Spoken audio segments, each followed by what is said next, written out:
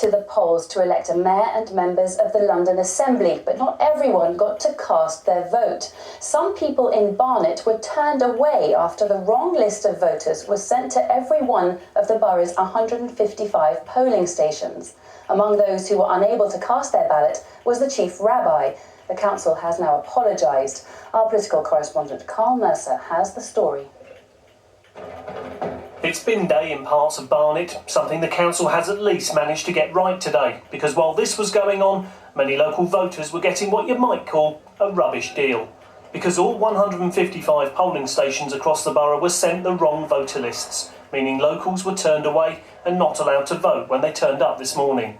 As soon as we got to the table that was for our area, it was pretty obvious they didn't have our name and address. The gentleman immediately in front of us was exactly the same thing, and then we realised on the other tables around us it was the same as well, that they weren't able to vote. We saw a number of people, inside the station itself. When I got closer, the only reason there was a crowd there was because a number of people had sort of turned up and were being sort of turned away from voting. There was already commotion, people were standing, talking, and it became clear that they don't have the list or the right list for the people supposed to vote in that polling station.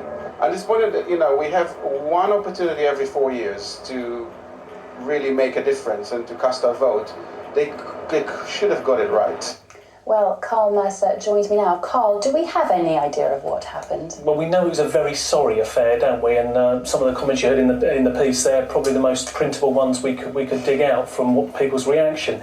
But one theory is that what was sent to these polling stations was something called the supplementary register, which is for people who registered to vote late rather than the full list. So that caused an awful lot of confusion at all of Barnet's polling stations. John? Well, our voters have been voting at the polls in local and regional elections across the country today, but the process has not all gone smoothly. Many residents arriving to vote this morning at Barnet in North London were turned away from polling stations after a mix-up led to officials having incomplete lists of electors. The chief rabbi and his wife were among those asked to come back later, while the council tried to sort out the problems. Simon Brown reports. Although the sun was out for election day, a shadow was cast over North London as the polls opened. The lady looked through the register and said, "You're not on the register."